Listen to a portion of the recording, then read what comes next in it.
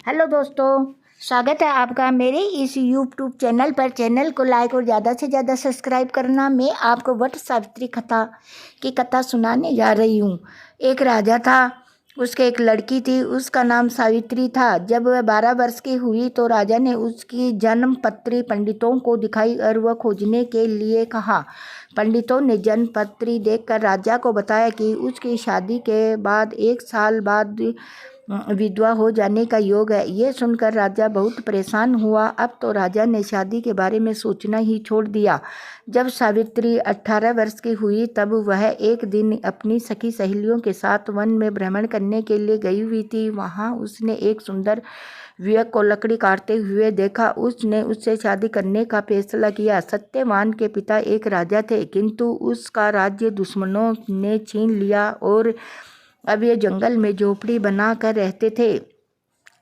राजा ने सावित्री की इच्छा अनुसार उसकी शादी सत्यवान से कर दी। सावित्री अपने अंधे सास ससुर की बहुत सेवा करती थी। वह बचपन से शिवजी की पूजैया करती थी।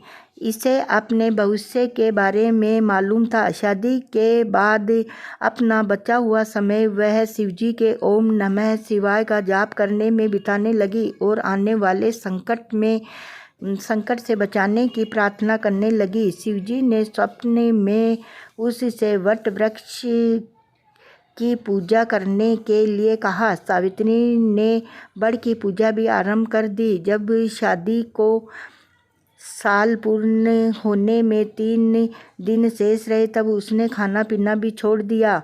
जेठ की अमावस्या को सत्यवान जब लकड़ी काटने के लिए जंगल में जाने लगा तब हट करके सावित्री भी साथ हो गई। लकड़ी काटते काटते सत्यवान के सिर में दर्द होने लगा। सावित्री ने उससे कहा कि वह कुछ देर आराम कर लेवे। वह सावित्री की गोद में सिर रखकर सो गया। जब यमराज सत्यवान की आत्मा को ले जाने लगे तब व्रत के प्रभाव से ही उसे दिखाई देने लगे। वह उसके पीछे पीछे चल पड़ी। यमराज ने कहा वह उसके पीछे न आवे और उन्हें अपना काम करने को देवे, किंतु वह नहीं मानी, पीछे पीछे चलती रही। तब यमराज ने कहा मुझे तुम्हारे पति को ले जाना ही पड़ेगा।